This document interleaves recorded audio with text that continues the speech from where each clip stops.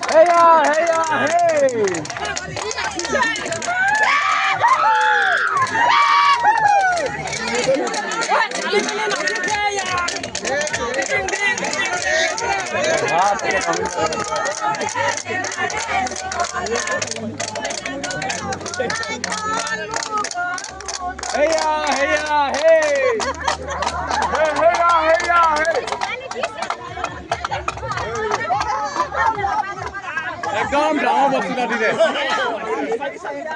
সেইটো